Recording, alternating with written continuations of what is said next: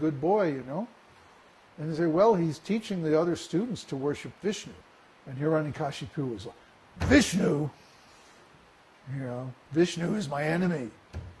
How has the enemy perverted my son?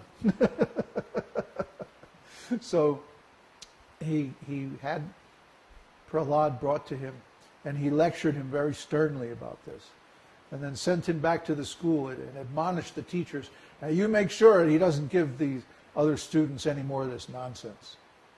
See? So the demons always react very strongly, very violently, when someone begins to teach this ancient science of God consciousness. So that's one reason why we're very cautious about who we allow into our association.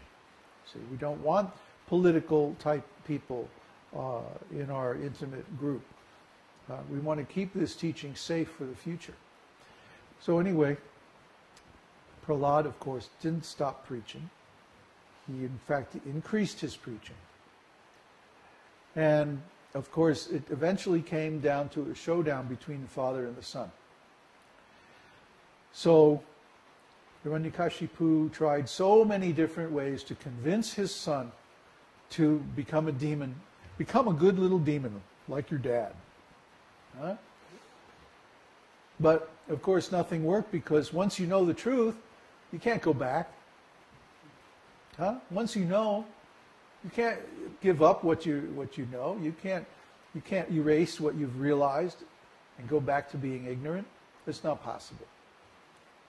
So nothing that Hiranyakashipu did to Prahlad had any effect. Basically, he was, brainwashing him, trying to, put him into prison and have his demoniac friends do so many nasty things to him and like that. Nothing worked. He didn't have any effect. So he was getting desperate. What am I going to do with this kid, And he brought Prahlad to him and said, okay, this is it. You've got to give up this God consciousness, this Vishnu worship. This is terrible. It's really bad. But Prahlad just started preaching to his own father. His father asked him, where do you get the power to resist my coercion? And Prahlad said, well, from the same place you get your power, Father, from Vishnu, from God. And he became livid. Where is this God? Show me this God. He's hidden himself in the hearts of his devotees, and he won't come out and fight me. Huh? Is he here? Is he there? Well, Father, he's everywhere, says Prahlad. So Hiranyakashipu says, is he in this pillar? And Prahlad says, well, of course, yeah. And Hiranyakashipu pulls out his big sword, and says, all right, I'm going to kill him. And he strikes the pillar, breaks it. And out of the pillar leaps... show the camera.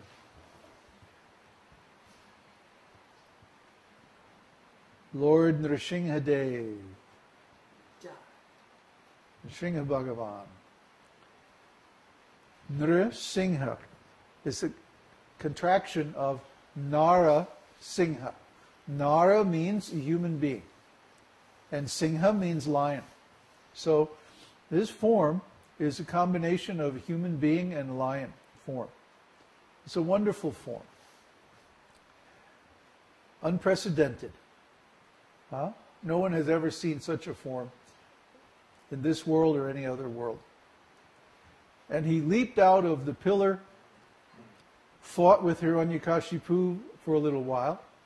Then, at the junction of night and day, he took Hiranyakashipu on his lap and basically sort of took him apart. Just like a lion does with some game. Huh? So, in this way, Lord Nṛsiṁhadeva preserved the benedictions of Lord Brahma. Because Lord Brahma had given Hiranyakashipu the benediction, you will not be killed in the day or night. So, Lord Nṛsiṁhadeva killed Hiranyakashipu just at the junction of day and night, just in the evening. And he also gave him benediction that you will not be killed by man or beast or demigod or demon. And so the Lord, of course, is none of these categories. And he had this form, which is a combination of man and animal form. Very beautiful form. So he preserved all these benedictions given by Lord Brahma, and he also preserved the word of his devotee Prahlad that, oh, the Lord is everywhere, he's even in this pillar. So he jumped out of the pillar, and in between everything, in between day and night, not on the ocean, not in the water, not on the land, not in the sky, but on the throne, on the throne of Sheshanaga, the transcendental serpent. He kills Hiranyakashipu not with any weapon, or not with an incantation, or not with any other normal way of killing, but by his transcendental fingernails. This is the Lord. Just see how intelligent. Nobody can trick him. He can trick and deceive or cheat anybody, but nobody can cheat him. He's so intelligent. So in this way, he preserved the benedictions and the words of his devotees, but at the same time, he gave the appropriate treatment to the demons. And then after that, he was still in a very angry mood. All the demigods came and offered him different presentations, but it didn't calm him down. So finally, Lord Brahma said to Prahlad, Prahlad, you go talk to him.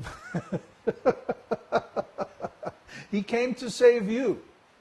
So maybe you can make him, put him in a good mood. The demigods are always afraid that they're going to lose their positions, you know? They're always afraid, oh, if we screw up, we're going to get fired. So, because they're attached to material opulence and power, they're not pure devotees. But they are certainly devotees, and they're very much empowered by Lord Vishnu to do their whatever their service is. And then at the end of the universal manifestation, they go back to the spiritual world with Lord Brahma because of their sincere service. So anyway, the demigods are all like quaking in their sandals, you know. What's going to happen? The Lord is displeased with us. So Prahlad goes up to Hiranyakashipu and he garlands him with this Vijayanti garland. The Vijayanti garland is a type of garland which is offered in Vedic ceremonies to the victor of the battle. So Prahlad garlanded Nṛsimhadeva, and then Nṛsimhadeva dealt with Prahlad very tenderly. He assumed a very nice mood. He became peaceful. He became pleased, and he offered Prahlad any benediction that he wanted, meaning anything in the material world. And Prahlad, his response was, actually, I don't want any benediction. And then the Lord insisted, no, you must take benediction. And Prahlad said, oh no, please don't create any illusion. I know who you are. You can't fool me. The devotee can always see the Lord and understand his purpose. Even when the Lord makes some pretense, some slight illusion, just to test his devotee, then the devotee very easily passes the test. And he says he sees the deeper purpose, the real purpose of the Lord. And he says, I know why you incarnate in this material world. Paritranaya sadhunam, vinashaya chadushkritam, to protect your devotees and annihilate the demons and miscreants of this world. That's why you come to this material world. I know that. So, I know you're not here to give any material benediction, and I don't want any material benediction. I just want your devotional service. If you insist that you have to grant some benediction, then I ask that you please save my father Please give him liberation. So then the Lord explained that because you are a pure devotee, your family for 10 generations in past and future is automatically liberated. You see? So by doing devotional service and by attaining liberation ourselves, we are doing the best service for our families. Sometimes our family members object. Why are you engaging in devotional service? Why aren't you, climbing the ranks of the corporate hierarchy and making some nice materialistic progress? Well, we don't care about materialistic progress. We care about spiritual progress, because if we make spiritual progress, our material needs are automatically taken care of. This is our experience.